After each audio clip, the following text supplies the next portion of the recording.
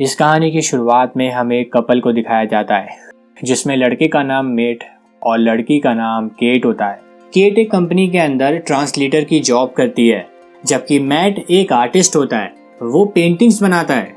और cup state में एक मेंशन को खरीद लेते हैं जो कि बहुत पुराना होता है और यहाँ पर दूर दूर तक कोई भी नहीं रहता। और अब ये लोग घर को ठीक करने लगते हैं। मैट जब घर को देख रहा होता है तो घर के कॉर्नर पर उसे एक अजीब सा दरवाजा मिलता है जिस पर लॉक लगा होता है। और जब वो पुराने सामानों में उसकी चाबी ढूंढते हैं तो वो उन्हें मिल जाती है। इसके बाद वो दरवाज़ा खोलते हैं और वहाँ पर एक रूम होता है। जैसे वो उस रूम में एंटर करते हैं, लाइट ब्लिंक होना शुरू हो जाती है। अब वो लोग इलेक्ट्रिशियन को बुलवाते हैं। मैट इलेक्ट्रिशियन को बेसमेंट में ले जाता है। वहाँ पर चारों तरफ अजीब सा वायर का सेटअप होता है और बीच में एक व्हील होता है जिस पर लाइट जल रही होती है। टेक्नीशियन को कुछ भी समझ नहीं आता। वो कहता है कि ऐसा सेटअप मैंने पहली बार देखा है। जाने से पहले वो मैट से कहता है कि आप इस घर में रहने क्यों आए? अगर मैं आपकी जगह होता तो मैं यहाँ पे कभी नहीं आता। मैट उससे पूछता है क्यों?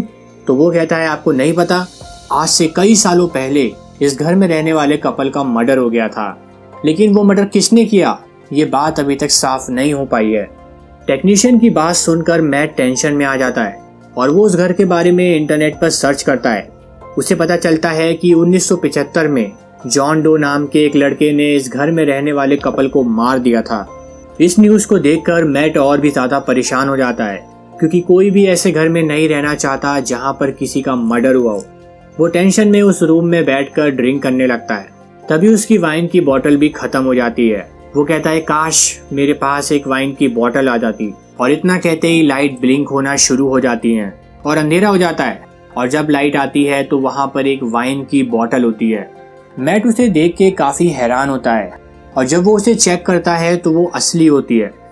अगली सुबह हमें केट को दिखाया जाता है जो मैट को ढूंढ रही होती है। तभी एक बार फिर लाइट ब्लिंक होना शुरू हो जाती है। केट उस रूम में पहुंच जाती है। वहां पर वो मैट और बहुत सारी कीमती पेंटिंग्स को देखती है। पेंटिंग्स को देखकर वो काफी हैरान होती है। मैट उसे इस रूम के बारे में बताता है और कहता है कि तुम्हें जो भी चाहिए वो इस रूम से मांग सकती हो। केट कहती है कि मुझे एक जॉब चाहिए। मैट कहता है नहीं, कुछ ऐसी चीज़ मांगो जो यहाँ पर आ सके। केट कहती है कि मुझे $10 मिलियन चाहिए। और तभी लाइट ब्लिंक होना शुरू हो जाती है, अंधेरा हो जाता है। और जब लाइट आती है तो वहाँ पर बहुत सारे पैसे होते हैं। इतने पैसों को देखकर वो काफ़ी हैरान होती है। इतने पैसे इन्होंने अपनी ज़िंदगी में कभी भी नहीं देखे होते। और उसे भी समझ आ जाता है कि ये एक जादुई कमरा है जिससे वो जो भी विश चाहे वो मांग सकते हैं। और ये उस कमरे से बहुत सारे पैसे मांगते हैं और पैसों की एक दीवार बना देते हैं। इतने पैसे मनी हाइस्ट के प्रोफेसर के पास भी नहीं होंगे। इसके बाद वो उस रूम से बहुत सारी ज्वेलरी, वाइन, अच्छे कपड़े मांगते हैं और अमीरों की तरह जीना शुरू कर देते हैं। हर वो चीज़ जो उन्हें चाहिए वो उन्हें उस रूम से मिल जाती है। और अब वो दोनों अपनी जॉब भी छोड़ देते हैं। हालांकि उनके पास बहुत सारा पैसा है, हर वो मटेरियलिस्टिक चीज़ है जो इंसान चाहता है। पर इस सब के बाद भी केट उदास होती है और मैट उसकी उदासी पढ़ लेता है। एक दिन मैट कहता है कि हम एक बार फिर कोशिश कर सकते हैं। दरअसल वो फैमिली प्लानिंग के बारे में बात कर रहा होता है। ये लोग पहले 2 बार ट्राई कर चुके हैं, पर डिलीवरी के टाइम पर उनके बच्चे की डेथ हो गई थी, इसलिए वो पेरेंट्स नहीं बन पाए। और अब केट फिर से ट्राई नहीं करना चाहती, इसलिए वो कहती है कि मैं ये नहीं कर सकती। एक दिन जब मैट बाहर होता है तो केट उस रूम में एंटर कर जाती है और वो एक बच्चे की विश मांगती है। और अगले ही पल केट के हाथ में एक बेबी बॉय होता है। पर यह विश उन्हें कितनी भारी पड़ने वाली है इसके बारे में उन्हें अंदाज़ा भी नहीं होता। इसके बाद मैट जब घर आता है तो वो बच्चे को देखकर बहुत गुस्सा होता है और इससे इन दोनों के बीच में आर्ग्यूमेंट्स होने लगते हैं।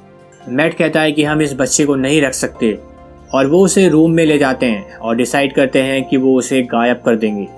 पर रूम में जाने के बाद वो दोनों बहुत इमोशनल हो जाते हैं और उस बच्चे को अपने साथ रख लेते हैं। अब मैट उस मर्डर से रिलेटेड आर्टिकल्स पढ़ता है जिसमें किलर ने स्टेटमेंट दी होती है the room made me do it, यानी कि उस रूम ने मुझे ये करने को कहा। वो जेल में उस आदमी से मिलने जाता है जिसने यहाँ पर रहने वाले कपल को मारा था। वो आदमी कहता है कि जितना जल्दी हो सके उस घर से निकल जाओ। मैट वापस आ जाता है और रास्ते में वो एक गैस स्टेशन पर पेट्रोल भरवाने के लिए रुकता है। पर जब एक आदमी उससे पैसे मांगता है तो उसके पास पैसे नहीं बल्कि राख होती है। वो जल्दी से अपने घर आ जाता है और वो पैसे जो उसने रूम से मांगे थे उसे विंडो से बाहर फेंक देता है। और अब उन्हें पता चलता है कि जो भी सामान वो उस रूम से मांगेंगे वो घर से बाहर जाने पर ख़त्म हो जाएगा। मैट को कुछ भी समझ नहीं आता, इसलिए वो उस रूम की दीवारों को तोड़ना शुरू कर देता है, लेकिन वहाँ पर वायर्स के अलावा कुछ भी नहीं होता। अब शोर की आवाज़ से बच्चा रोने लगता है, इसलिए केट उसे बाहर ले जाती है। मैट उसे रोकता है और कहता है कि बाहर मत जाओ, पर केट को इस बारे में कुछ भी पता नहीं होता, इसलिए वो बाहर चली जाती है। और बाहर जाने के बाद बच्चा रोने लगता है, उसकी स्किन लाल होना शुरू हो जाती है। और मैट जब ये सब देखता है तो वो बाहर आ जाता है और बच्चे को घर के अंदर ले जाता है। अब जो उनका बेटा छोटा था, जिसे पैदा हुए कुछ दिन ही हुए हैं, वो बड़ा हो जाता है, यानी कि उसकी उम्र अब बढ़ गई है। इससे हमें समझ आता है कि रूम से मांगी गई कोई भी जिंदा चीज अगर घर से बाहर गई तो उसकी उम्र बढ़ना शुरू हो जाएगी और ऐसे ही कुछ देर के बाद उसकी मृत्यु हो जाएगी। केट उस बच्चे को समझाती है कि तुम बाहर नहीं जा सकते, बाहर बहुत सारे जर्म्स हैं जिससे तुम्हें खतरा है। केट उस बच्चे को पढ़ाती है, उसके साथ खेलती है और हर समय उसके साथ ही रहती है। एक दिन जब वो उसके साथ नहीं होती तो वो बच्चा गेट से बाहर अपना हाथ निकालता है, पर तभी केट वहां आकर दरवाज़ा बंद कर देती है। इसके बाद वो सभी दरवाज़ों को सील कर देती है ताकि वो बच्चा बाहर ना जा पाए। एक रात जब केट सो रही होती है तो वो बच्चा बेसमेंट में पहुंच जाता है और वहां पर उस व्हील को देखता है और उसे समझ आ जाता है कि वो इस दुनिया में कैसे आया। और अब वो उस रूम में भी पहुंच जाता है और उसे रूम और उसकी पावर का पता चल जाता है।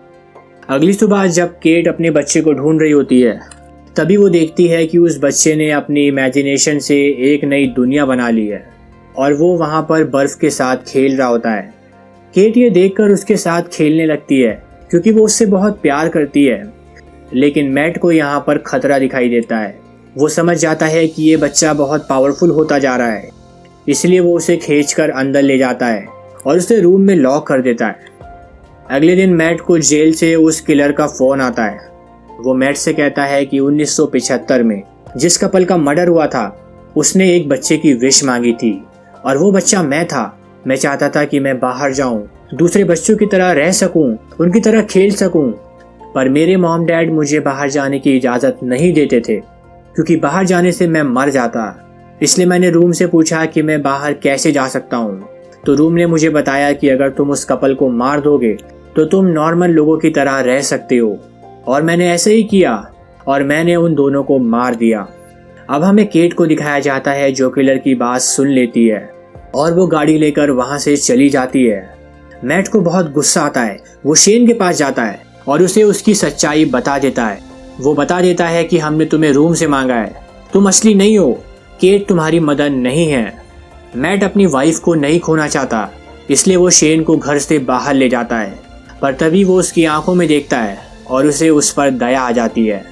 रात को मैट उसे कहानी सुनाता है और दोनों एक साथ सो जाते हैं।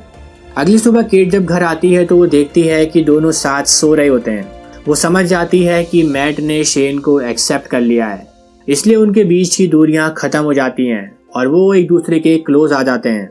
पर वहाँ पर शेन भी ये सब कुछ देख रहा होता है और उसके मन में केट के लिए फीलिंग्स आने लगती हैं, इसलिए वो जानबूझकर घर से बाहर चला जाता है। और जब वो वापस आता है तो वो एक यंग बॉय बन गया होता है। वो मैट को गन पॉइंट पर ले लेता है, पर मैट उसे गिरा देता है और अब इन दोनों के बीच हाथापाई होना शुरू हो जाती है। हाथापाई के दौरान केट को चोट लग जाती है जिससे वो बेहोश हो जाती है और जब केट को होश आता है तो उसका हस्बैंड मैट उसके साथ होता है। मैट उसे बताता है कि हाथापाई के दौरान शेन को गोली लग गई जिससे उसकी मृत्यु हो गई। केट उससे पूछती है कि उसकी बॉडी कहाँ पर है, तो मैट उससे कहता है कि मैं उसकी बॉडी को बाहर ले गया। ये सुनकर केट काफ़ी इमोशनल हो जाती है और अब केट कहती है कि हमें यहाँ से जाना चाहिए, मैं इस घर में नहीं रहना चाहती। पर मैट कहता है कि हमारे पास पैसे नहीं हैं और एटलीस्ट यहाँ पर एक रूम है जिससे हमें सारी चीज़ें मिल जाएंगी। मैट बहुत अजीब बिहेव कर रहा होता है, इसलिए केट को उस पर शक होना शुरू हो जाता है। इसके बाद वो केट के साथ ज़बरदस्ती करने लगता है। इससे केट को यकीन हो जाता है कि ये मैट नहीं बल्कि शेन है, इसलिए वो उसे धक्का देकर वहाँ से भाग जाती है अब हमें मैट को दिखाया जाता है जो घर में बेहोश पड़ा होता है। जब उसे होश आता है तो वो पूरे घर में केट को ढूंढता है, पर वहां पर कोई भी नहीं होता। इसके बाद वो उस रूम की दीवार को तोड़ने लगता है और वायर्स को हटाते हुए दूसरी साइड पहुंच जाता है। अब आगे जाने के बाद उसे एक घर मिलता है जो उसी घर की तरह होता है जिसमें वो रहता है। उसे समझ आ जाता है कि शेन उसकी जगह लेना चाहता है। दूसरी तरफ शेन भी केट तक पहुंच जाता है। यहाँ पर केट के सामने 2 डुप्लीकेट होते हैं। केट को कुछ भी समझ नहीं आता कि कौन मैट है और कौन शेन। अब वो अपना दिमाग लगाती है और शेन को उसके नाम से बुलाती है और शेन रिस्पॉन्ड करता है। इसके बाद वो असली मैट के साथ वहां से भाग जाती है। ये लोग गेट पर पहुंचते हैं, पर तभी शेन उन पर हमला कर देता है। मैट शेन को लेकर बाहर चला जाता है और केट अंदर से दरवाजा बंद कर लेती है। बाहर आने से शेन की उम्र बढ़ने लगती है और कुछ सेकंड के बाद ही उसकी मृत्यु हो जाती है। अब कुछ समय के बाद हमें केट को दिखाया जाता है जो पॉजिटिव होती है, यानी कि वो लोग जल्द ही पेरेंट्स बनने वाले हैं। और इसी के साथ ये कहानी यहाँ पर खत्म होती है।